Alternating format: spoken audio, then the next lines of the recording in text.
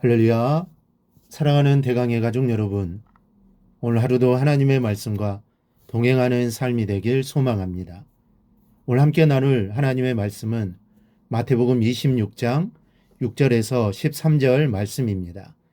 예수께서 베다니 나병 환자 시몬의 집에 계실 때에 한 여자가 매우 귀한 향유 한 옥합을 가지고 나와서 식사하시는 예수의 머리에 부으니 제자들이 보고 분개하여 이르되 무슨 의도로 이것을 허비하느냐. 이것을 비싼 값에 팔아 가난한 자들에게 줄 수 있었겠도다 하거늘 예수께서 아시고 그들에게 이르시되 너희가 어찌하여 이 여자를 괴롭게 하느냐.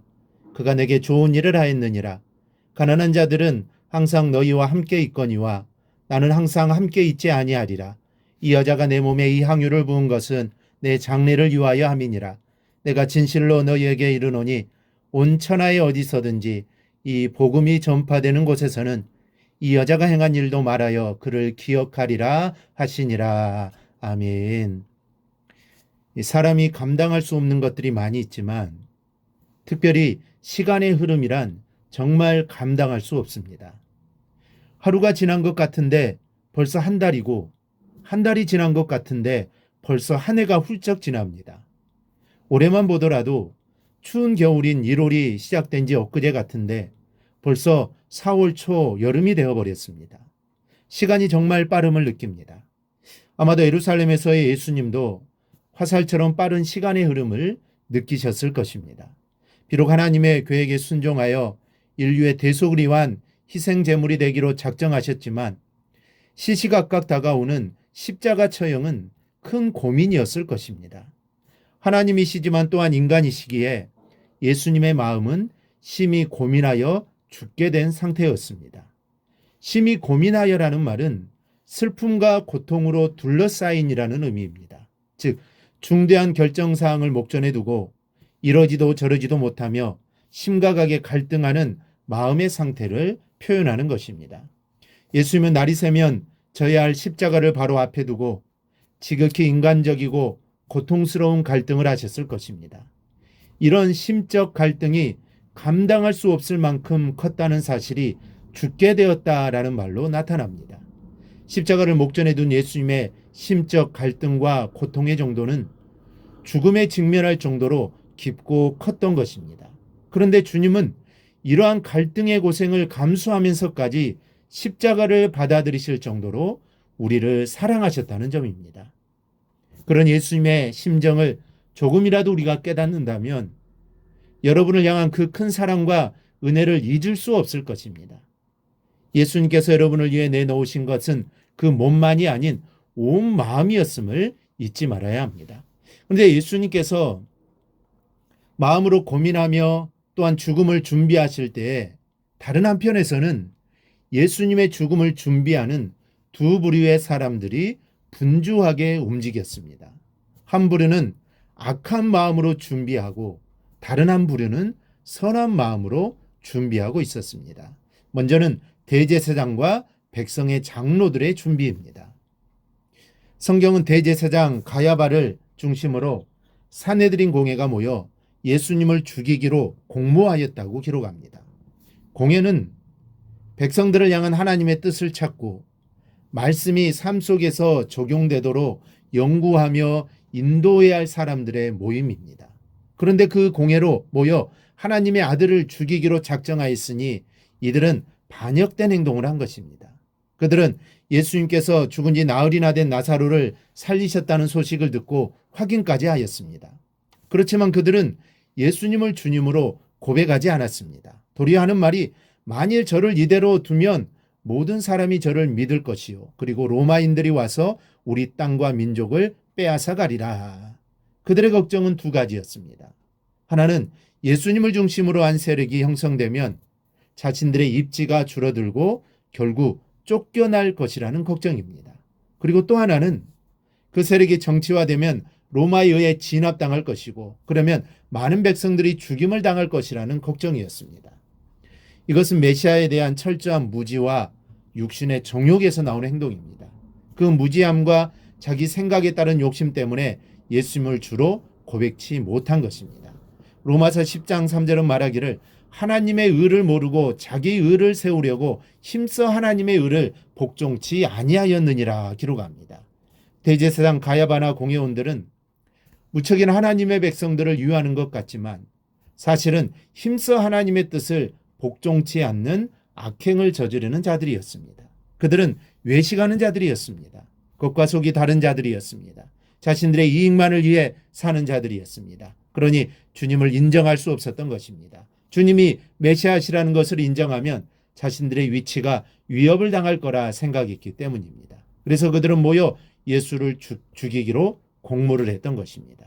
자신의 자리를 지키기 위해 메시아이신 예수를 죽이기로 결정했던 것입니다.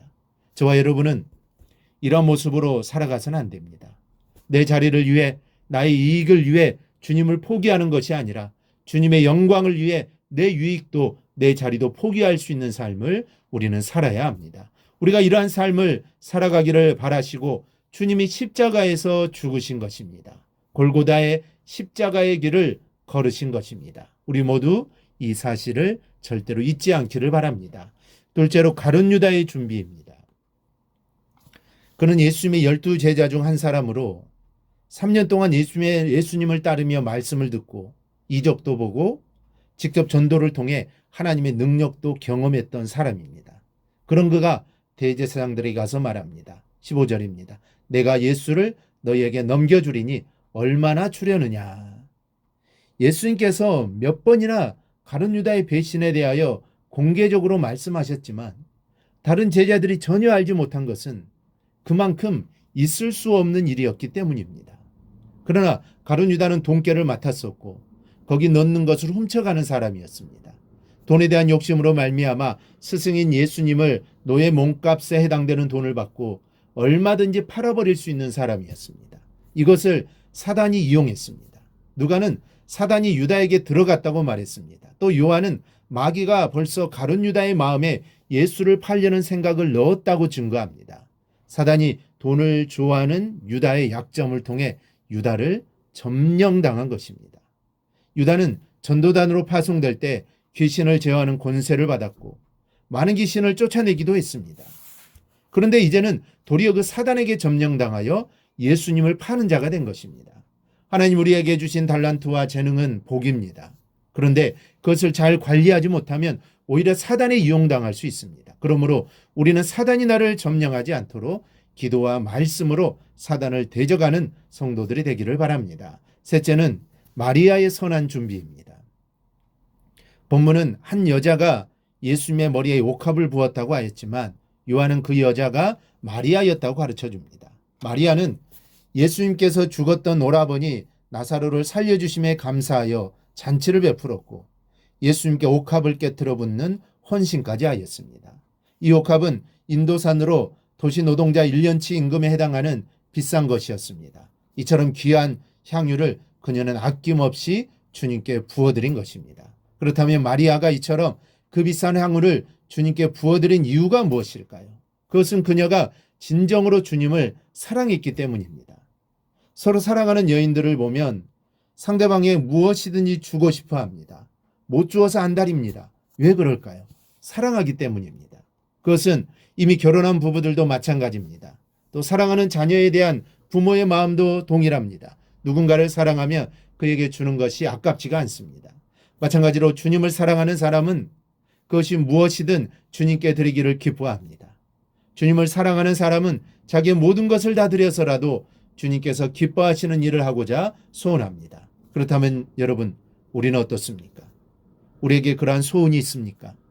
무엇을 주님께 드려도 아까워하지 않은 마음이 우리에게 있습니까? 우리에게는 진정 마리아의 마음이 있어야 하겠습니다. 주님을 위해서라면, 주님이 기뻐하시는 일이라면 내 자신을 희생하는 헌신하는 마음이 있기를 소망합니다.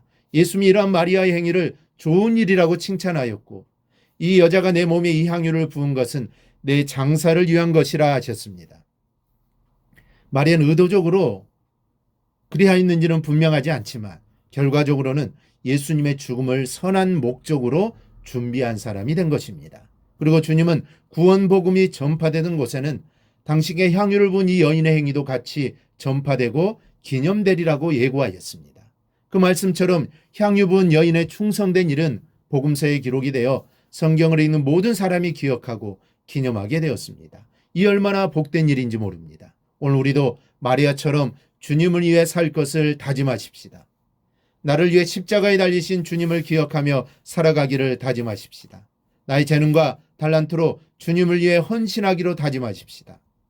예수님을 위하여 좋은 일을 하십시다. 이것이 복된 삶인 것입니다. 이런 마음과 다짐으로 고난주간을 보내는 성도님들이 되시기를 주님의 이름으로 축원합니다.